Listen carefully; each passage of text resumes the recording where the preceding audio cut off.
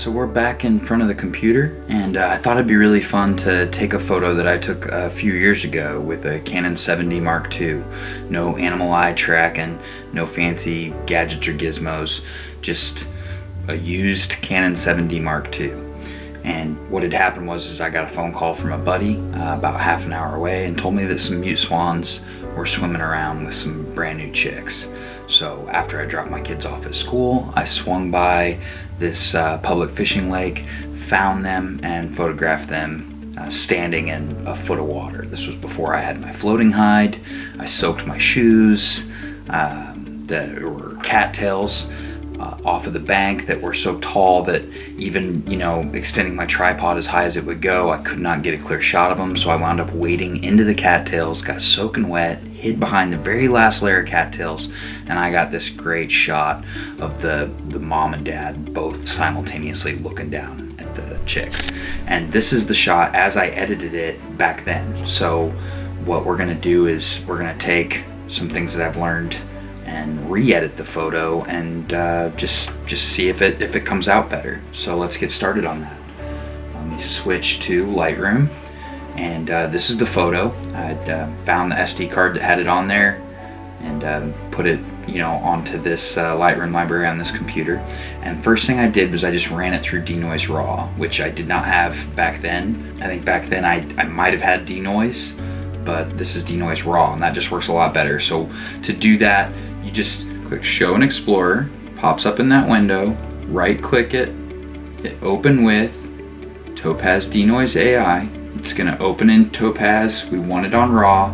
We don't want it to recover any original detail or any color noise reduction or anything like that, because we're going to fix all of that in post. Save image. Let's see how slow my computer's going to go here.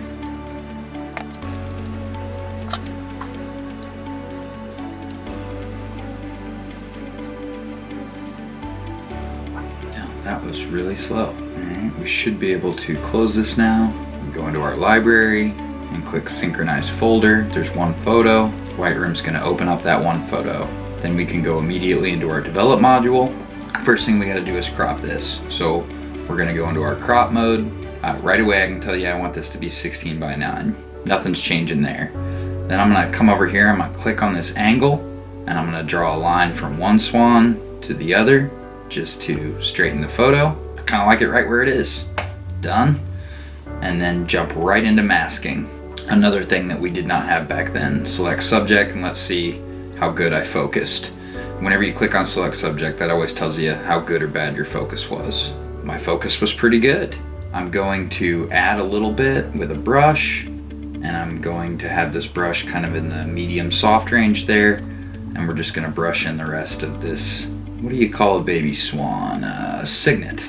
So we'll brush that in. Okay, now we'll start. We know we're gonna bump our texture up to about 18, because I always do clarity about 9, sharpness 25. This is kind of my new standard. I didn't really blow out my highlights, but we can bring them down just a little bit.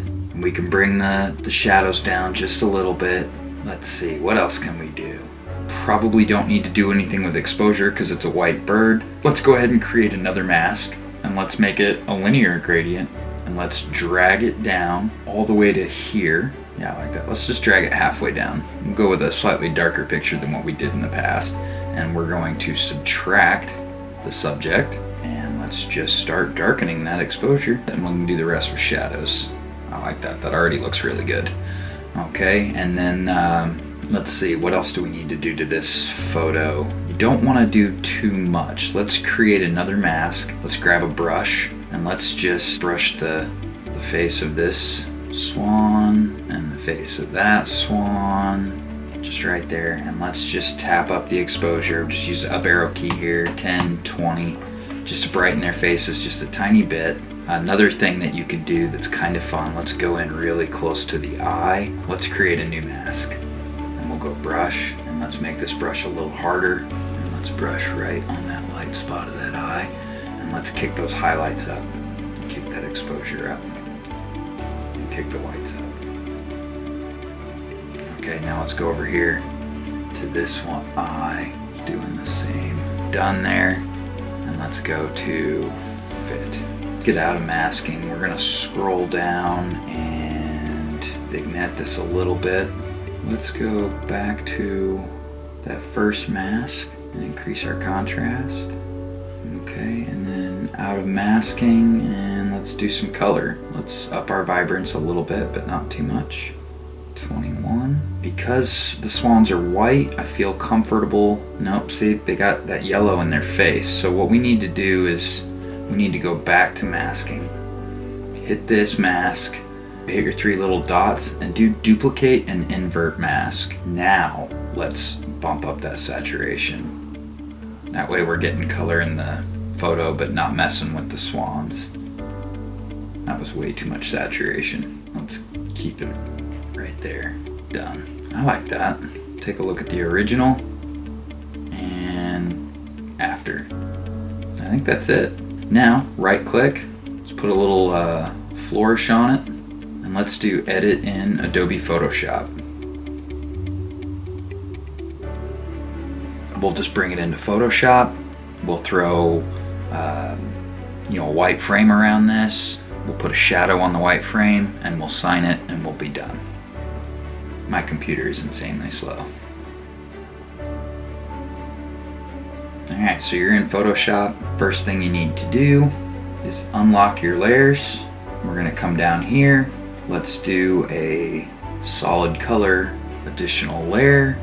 I want it to be white. Drag the white layer behind that layer. Then I go up to image, canvas size. Let's do canvas size. Let's go with 1200. That's better.